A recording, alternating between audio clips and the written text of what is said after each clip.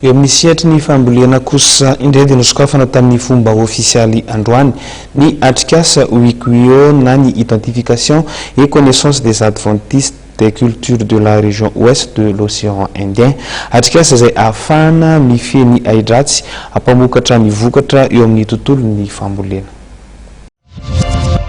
Efa hony atsasaky ny vokatra no simba noho ny fisian'ny aidratsy eny amin'ny toeram-pambolena mba ahafahana mifehy ireny aidratsy ireny dia ilaina ny mamantatra ny toetry ny tany ambolena sy ny mombamomba ireny aidratsy ireny. Sandrindra no antom-pisian'ny tetikasa WICUO na ny identification et connaissance des adventistes et cultures de la région ouest de Madagascar.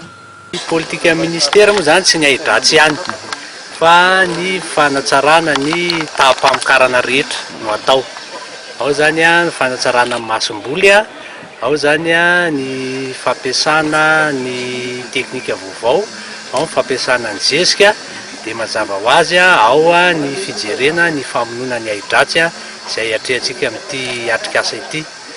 Io aidratsy moa dia efa nisy hatramin'izay dia zay zany mila fatarina hoe ahoana ny ahafahana mamono azy, izay mikajy ihany koa ny tontolo iainana.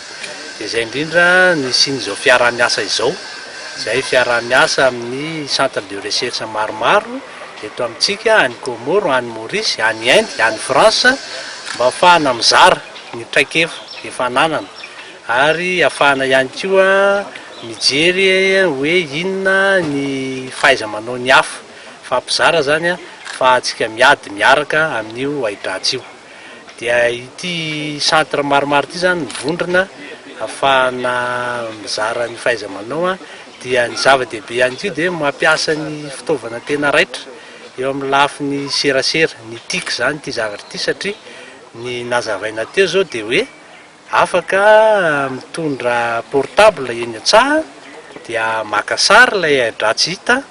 dia alefa amin'ny réseau, dia ny olona rehetrarehetra ao anaty réseau dia tonga dia afaka manao ny commentaire.